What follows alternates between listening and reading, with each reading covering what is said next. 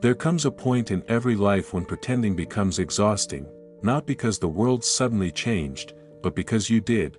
Maybe it happened gradually, a quiet discomfort, a subtle shift in the way you look at your own reflection. Or maybe it felt like your entire world collapsed all at once. A relationship ended. A belief shattered. Something you thought was permanent revealed itself to be temporary. No matter how it begins, the awakening is the same. A part of you refuses to stay asleep. Most people will never understand what you're going through. Not because they are unkind, but because they are still living in a story someone else gave them. They cling to identities written by parents, by society, by fear. They call it normal. They call it stability. They call it life, but for you, those definitions no longer fit. Awakening is not about becoming better. It is about becoming real. Like peeling away mask after mask until what's left is the one face you were born with, the one the world taught you to hide. Carl Jung once wrote that the most terrifying thing is to accept oneself completely. Not the curated version. Not the socially approved version. The real one, with hunger, rage, grief, desire, power, love, and contradiction all tangled together. This is where the journey starts. When you wake up, something strange happens. You begin to see the artificiality in everything. The conversations that revolve around nothing, the relationships that survive on expectation, not connection, the routines that numb the soul while keeping the body alive. You look around and realize you've been surviving, not living, and suddenly, silence becomes louder than noise. Solitude becomes more honest than company. You no longer crave crowds, because crowds demand the death of authenticity. You begin hungering for truth. Not the kind you memorize, but the kind you feel. This hunger is dangerous, because the moment you seek truth, you threaten illusion, and illusions run the world. They run economies, they run religions, they run families, they run your old identity. So the world around you will resist your transformation. It will tell you that the problem is you, that you're changing too fast, that you're becoming distant, that you should get back to normal. But you know normal was killing you. Awakening is a death. A funeral for the person you were pretending to be. Your ego will fight hard. It will say, you're throwing everything away. It will say, who do you think you are? It will say, go back. The ego doesn't care about happiness. The ego cares about familiarity. It would rather keep you miserable in the known than free in the unknown. So the moment you step into the unknown, the loneliness begins. This loneliness is not emptiness. It is space, a clearing. The demolition before reconstruction. Whoever told you awakening feels peaceful lied. Awakening feels like being exiled from a civilization only you can see collapsing. You try to speak your truth, and people look at you like you're speaking a foreign language. You start to feel like a stranger in your own life, a guest in your own narrative. You stop engaging in gossip, you stop forcing conversations, you stop pretending to be interested in what drains you. Silence begins to feel like home, but in that silence, someone emerges, someone you haven't met in years, someone you buried under expectations, yourself. The forgotten inner voice that once whispered in childhood now returns as a roar. The voice that said, there's more than this. The voice that hated wearing masks. The voice you silenced to survive. When you finally listen, you discover the truth Jung pointed to. Inside every person is a divided self. One side is the persona, the costume you show to the world. Polished. Acceptable. Predictable. The other side is the shadow, the part of you containing everything the persona rejects: anger, ambition, lust, creativity, fear, power, vulnerability. The persona is who you think you should be, the shadow is who you are. Awakening is the moment you realize that wholeness requires both. You don't defeat the shadow, you integrate it, because the shadow holds your suppressed strength, your suppressed freedom, your suppressed life force. To deny it is to deny yourself, so the journey becomes an internal battle, not light versus dark, not good versus evil, but truth versus illusion. Most spiritual teachings will tell you to rise above. What a beautiful excuse to avoid the depth of your own humanity. Jung understood something radical: you can't ascend without descending, you cannot become whole without facing what you have denied. Your wounds are not just pain. They are portals. Where you hurt is where you grow, where you fall is where you stand up new, where you break is where the light enters. Awakening forces you to confront every story you were told about yourself. You're too much. You're not enough. Be quiet. Don't fail. Stay small. Fit in. You start asking the forbidden question, who would I be if none of that were true? And the answer is terrifying, because it is limitless. Limitlessness threatens every structure meant to contain you. You will face relationships that can't follow you into your new world. Jobs that drain your spirit, dreams that were never yours to begin with. You begin sorting your life like someone cleaning out a home after a long winter. What is real stays, what is false burns. The burning is painful, but what remains is yours. You realize that becoming yourself is not a gentle evolution, it is a revolution. It destabilizes everything built on your previous identity. It destroys the walls you built to protect you, walls that became prisons. People will accuse you of being selfish, not because they care about you, but because your freedom threatens their comfort. You become a mirror. Your awakening forces others to see the parts of themselves they avoid. Not everyone can look. Not everyone dares to grow, so some will walk away. But notice something: for every departure, there is also an arrival.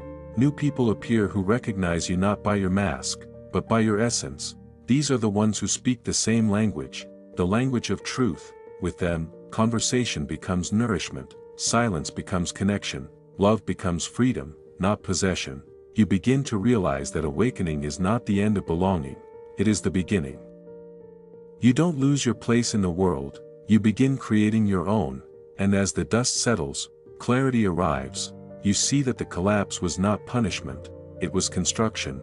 Every painful ending was necessary, every lonely night was forming a new dawn, every doubt was a sculptor shaping who you were meant to become.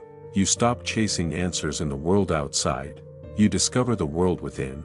The deeper you go, the more layers you shed, the layer built from approval, the layer built from fear, the layer built from imitation, and beneath all those layers is the simplest truth: you are alive, you are consciousness becoming aware of itself, you are reality experiencing transformation. You are a work of art still being painted, so you give up the need to be understood, you trade validation for authenticity, you choose growth over comfort. What once felt like chaos now feels like liberation. You build boundaries, you honor your energy, you follow intuition instead of expectation, you learn to walk alone without feeling lonely, and that is when you become dangerous. Not violent, not cruel. Dangerous, because you can no longer be controlled. A person who has confronted their own darkness does not fear the darkness of others. A person who has met their true self cannot be manipulated into becoming someone else. The world doesn't know what to do with someone who cannot be bought or broken. This is the power that awakening grants you, not power over others, power over your own life. Jung once wrote, "The world will ask you who you are, and if you do not know, the world will tell you." Now, you answer with certainty. You know who you are, you know where you stand, you know what matters, and the world, the same world that once tried to silence you, begins to listen, because truth spoken from an awakened soul carries thunder. It doesn't demand attention, it commands it. So here you stand, not finished, not perfect, not complete, but awake, aware of your own divinity disguised as humanity. You are no longer living someone else's script, you are writing your own, and this is only the beginning. The path forward will challenge you, it will test your resolve, it will stretch your heart in ways you cannot yet imagine, but you are not who you were. You are becoming who you must be. The journey is not to Find a new life. The journey is to create one, a life aligned with truth, a life aligned with purpose, a life aligned with the self you refuse to abandon. Your old life is gone, let it go. Your new life is calling, let it in, but the true test of awakening begins when you start rebuilding. Anyone can destroy, very few can create. You dismantle the lies. Now comes the craftsmanship of a new existence. This stage is where most people retreat. Because the collapse at least made sense. It hurt, but it was familiar. The rebirth? It's unpredictable. It demands that you trust a path you've never walked. Certainty dies here, control dies here, the old self dies here again and again. Jung called this the process of individuation, becoming the individual you were destined to be, not the one your culture scripted. Individuation is not a spiritual hobby. It's psychological rebellion. When you individuate, you become sovereign over your own soul. You reject inherited values. You question assumptions that everyone else swears are truths. You stop apologizing for existing. That level of freedom terrifies the collective, because society thrives on people who don't question their cages. When you step out of yours, you expose the bars others refuse to see. And they will call you radical, reckless, or naive, anything to avoid confronting their own compliance. This is why awakened individuals have always been misunderstood. Socrates, condemned for making people think; Giordano Bruno, executed for imagining beyond the accepted universe. Every prophet, every mystic, every visionary, first hated, then imitated. The world ridicules before it reveres. So if they laugh at you now, wait. Let them laugh. There is another truth you'll face. Awakening reveals how much fear has guided your life. Fear of rejection, fear of failure, fear of being seen, fear of being yourself. You didn't avoid your dreams because they were impossible. You avoided them because they demanded visibility. Visibility exposes your vulnerability. It removes the shield of anonymity. It forces you to stand behind your truth without a mask. That's where courage is born, not in the absence of fear, but in refusing to obey it. Courage is choosing authenticity even when it costs comfort, especially when it costs comfort. As you grow, a remarkable shift happens. Your standards rise quietly. You stop begging for love. You stop apologizing for your boundaries. You stop tolerating what insults your soul. You realize that loneliness with integrity is better than belonging bought by self-betrayal. Every step forward brings a clearer sense of who belongs in your life and who was merely passing through.